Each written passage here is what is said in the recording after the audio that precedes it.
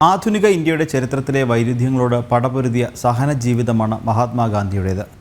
സഹനത്തിൻ്റെയും സത്യാഗ്രഹത്തിൻ്റെയും ശക്തി കൊണ്ട് വൈദേശിക ആധിപത്യത്തെ മുട്ടുകുത്തിച്ച പോരാട്ടവീര്യം.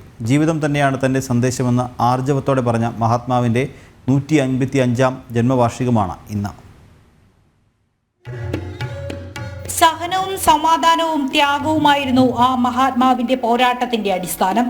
വെള്ളക്കാർ വികൃതമാക്കിയ ഭാരതീയ സംസ്കൃതിയെ പൊടിതട്ടിയെടുത്ത ദരിദ്രനാരായണന്മാർക്ക് മുന്നിൽ അദ്ദേഹം രാമരാജ്യം എന്ന ലക്ഷ്യം കാണിച്ചു തന്നു. തുടക്കമിട്ട പോരാട്ടങ്ങളെല്ലാം ജാതി മത വർഗ അതിർവരമ്പുകൾ ഭേദിച്ച ഭാരതത്തിലുടനീളം അലയടിച്ചു. ഒന്നാണ് നമ്മൾ ഭാരതാംബയുടെ മക്കളെന്ന പണ്ഡിതനെയും പാമരനെയും കൊണ്ട് ഒന്നിച്ചു പാടിച്ചു. ആയുധത്തിലൂടെയല്ല സ്വാതന്ത്ര്യം പിറക്കേണ്ടതെന്ന് ഗാന്ധിജി അടിയുറച്ചു വിശ്വസിച്ചു. സഹന സമരത്തിന്റെ ശക്തി മനസ്സിലാക്കിയ ബ്രിട്ടീഷ് സാമ്രാജ്യം ഈ ഫക്കീറിന് മുന്നിൽ പലതവണ മുട്ടുമടക്കി.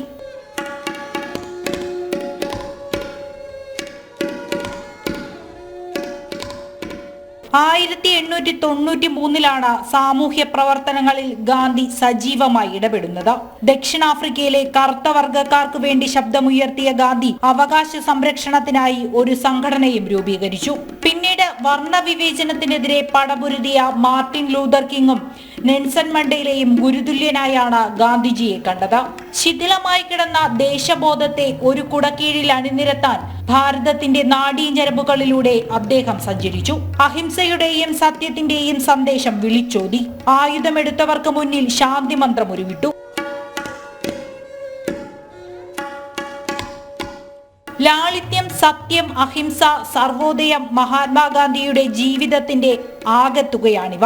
ശുചിത്വത്തിനും ആരോഗ്യത്തിനും പ്രാധാന്യം നൽകി. പുതിയ ഇന്ത്യയുടെ കർമ്മപദം ആ മഹാത്മാവ് വരച്ചു കാട്ടിത്തന്നു. ന്യൂസ് ഡെസ്ക് ജനം.